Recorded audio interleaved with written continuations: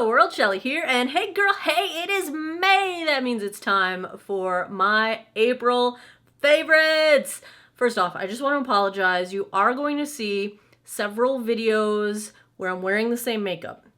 Because in order for me to pre-film the 7 weeks I'm going to be gone in Ireland, I have to film 21 extra videos in addition to the 16 that I already need to film in the next 3 weeks. So there's so many videos have to happen between now and then, and some of them are just gonna have to have the same makeup on because I have to film multiple videos in single days. So my apologies if you get tired of looking at the different versions of my mug, but I'll make it up to you guys when I get back. Don't worry. So let's take a look at what I've loved and not loved this month. There's a lot of eyeshadow palettes going on right now. I've been kind of off the hizook with the eyeshadow palettes. Let's just get the bad news out of the way first. Should we just do that? Let's do fails. My first fail is from Saint-Tropez, the Gradual Tan 1 Minute. This is a self-tanner that you apply before you get in the shower. You wait 1 minute and then you wash it off. I don't get any color from this at all. I like how it applies. It's kind of like a thick, like a tacky shaving cream. So that's how you know where you're applying it. So it's really easy to tell where you've put the product. I like that.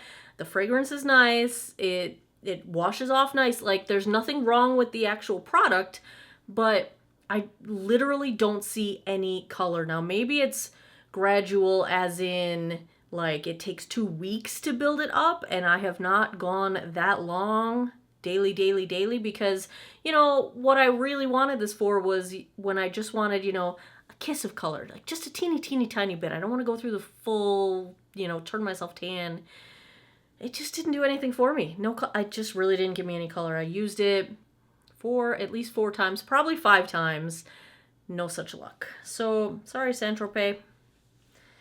My other fail, and I think this is the only other fail, this one bums me out. The Urban Decay Balktalk palette. Now, the formula is fine. It's not about the shadows. What it's really about for me is twofold.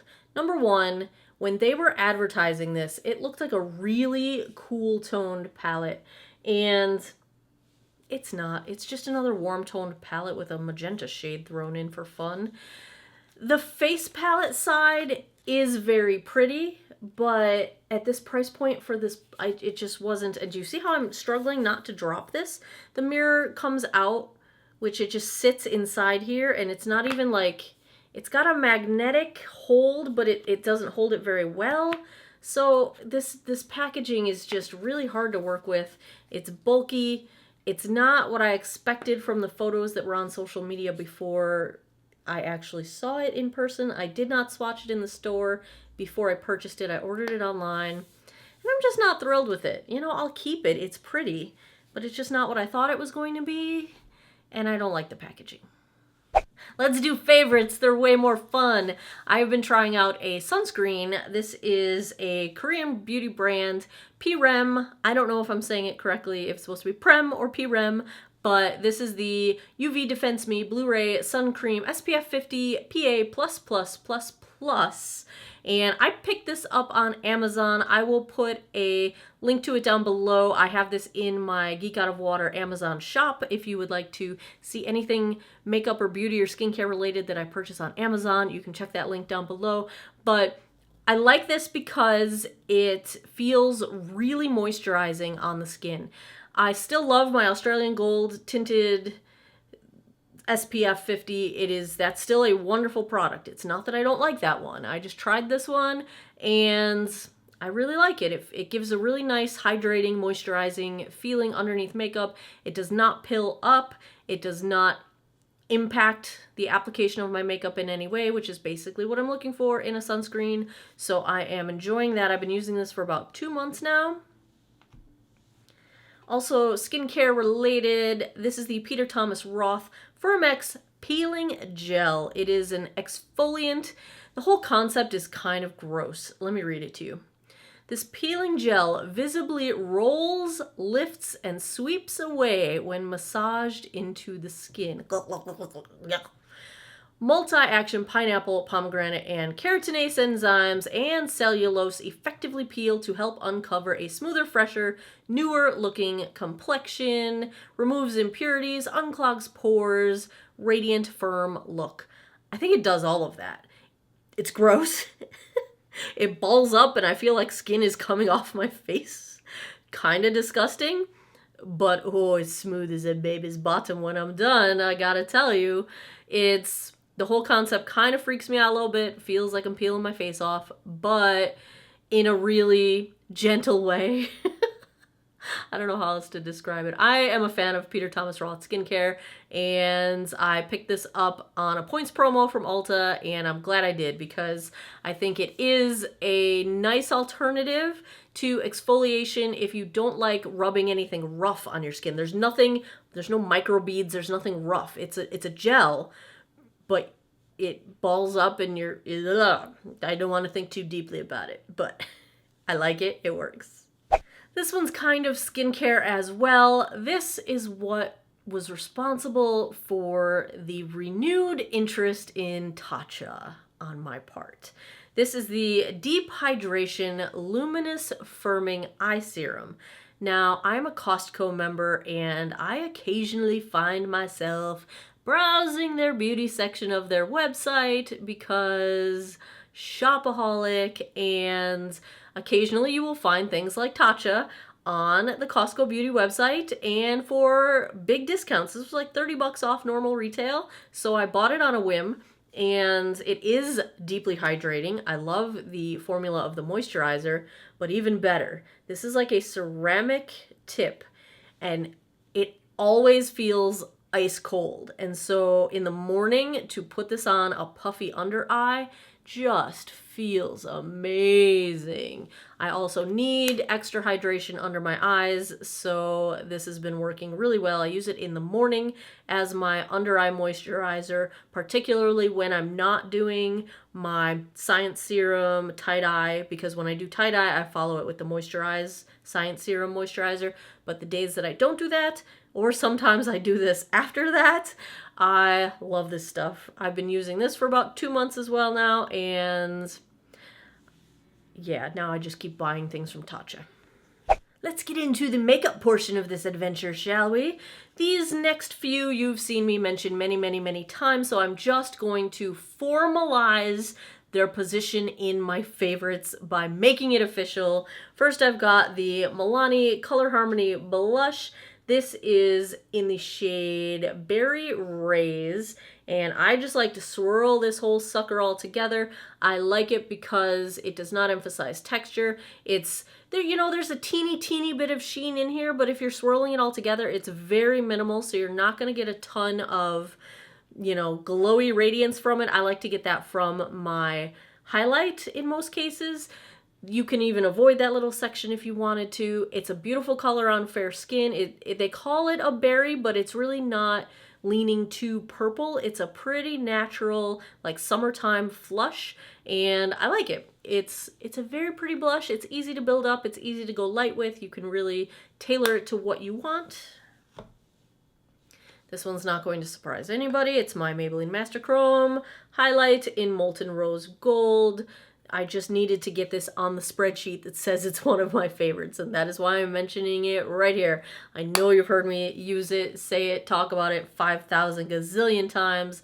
Same with this one. I just wanted to formalize it so I could put it in my spreadsheet because I'm a geek. Nerd happening here.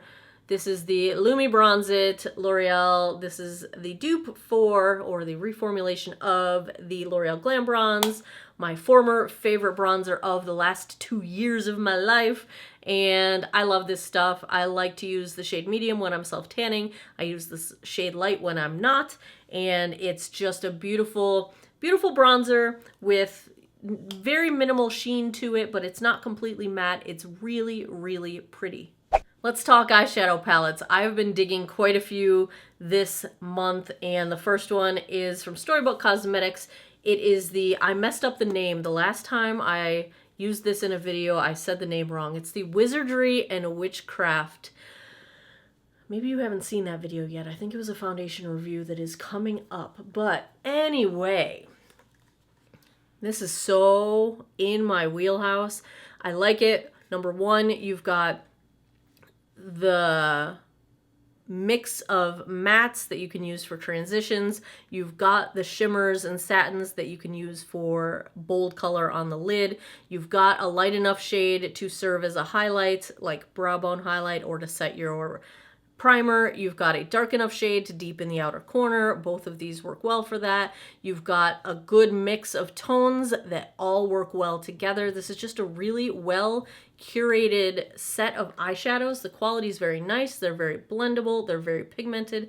And the packaging is gorgeous. You get a mirror on the one side, and it's made like a book, you know? So it looks like a book. Super pretty, super cool. Awesome if you're a collector. I'm a total nerd collector of all things, so I'm totally digging this. I have the other one of theirs right up here, and these are two that I'm thoroughly enjoying. Another eyeshadow palette that was originally on my no-buys, and I just really like it. It's the Too Faced Chocolate Gold. I can't remember if I've mentioned this to you guys, but I did not have it in my spreadsheet, so I'm gonna formalize my love. Oh, it smells so good. I want some chocolate, please. It's so yummy.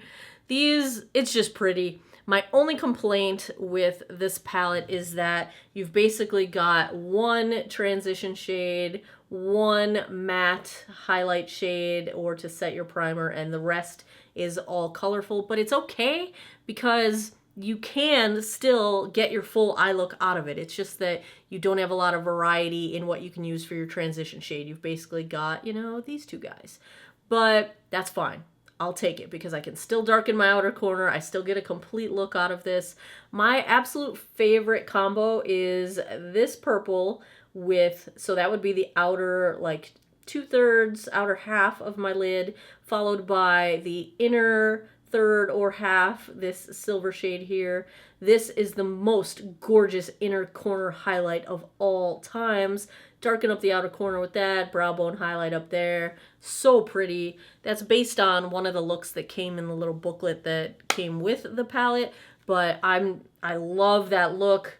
I've worn it in a few videos. You guys always comment on it with positive comments, and that's what it is. So, loving that palette. This was also on my no-buy, and then I bought it. Problem is, I went to the store, and I swatched it, and that just did not help the situation at all because I came home with it. Also from Too Faced, it's the Life's a Festival palette. The packaging is this like little like marshmallow puff unicorn, shiny, hollow thing going on in the middle. Glitter unicorn happening, rainbows. Pretty useless mirror, but oh, these shadows. Let me tell you what I'm loving in here. So this Fun to See shade looks like just any other magenta that you've got, but it's so pretty. Let me swatch this as well. Oh, and this one down here, super favorite. I have 4 fingers, so I should swatch something else. Ooh, I love this green too. Oh my God, this palette. All right, are you guys ready? Let me set this down. You ready for this? Bam! Oh, that was really awkward, but because I got my knuckles. But look how pretty. Look how pretty. Oh yeah. Look at the shift. This color. I'm so in love with this shade. The shift on it. Oh, I just can't even. This is so in my wheelhouse. I'm in love. I love this palette. I really do love this palette. It suffers from the same issue where you've basically got one transition shade available to you and then the rest is color that you have to play with. My only complaint is there is no deep dark shade, but you can still get away with this being the only palette you have. You can survive it, and you know, this actually works. Fun to See works really well as a outer corner darkener for a little bit of a more fun, whimsical look, which I'm guessing is kind of the point based on the packaging and the whole theme here.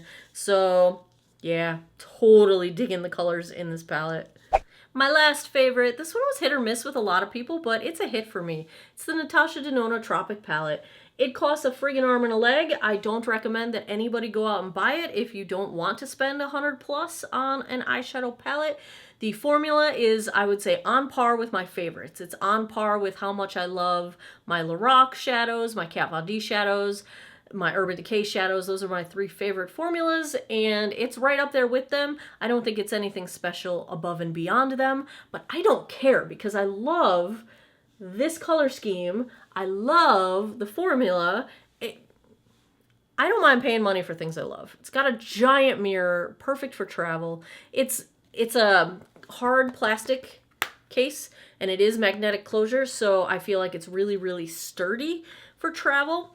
And again, it gives you pretty much all you need. It's not super, super dramatic, so you don't have a black in here, but these pops of color are freaking beautiful. The blue, especially, as you can see, I've dug into it a bunch of times. It's just a nice color scheme. I really enjoy it, and it's beachy. For anyone seeking an update, yes, I am still taking Halo Beauty. I'm about halfway through my 2nd bottle. I do plan to reorder for a 3rd month. I am still happy with it. I'm going to give it a couple more months before I do another update on it, but since it was in last month's favorites, I thought I would update those of you that are interested to know if I'm still taking it. Yes, I am.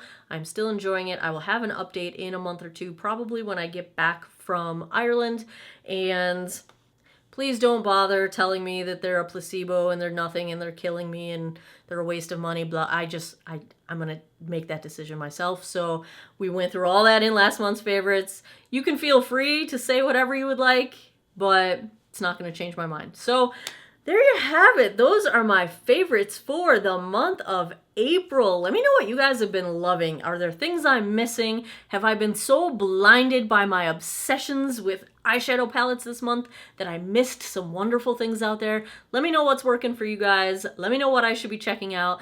Give me a thumbs up if you enjoy favorites videos so I know to keep on making them. And please subscribe if you have not already. I post new videos every Monday, Wednesday, Friday, 9 p.m. Eastern Time. And thanks a lot for taking some time out of your day to geek out over makeup with me. I appreciate it, and I hope you guys all have an awesome day or night wherever you are in the world. Take care of each other. Bye-bye.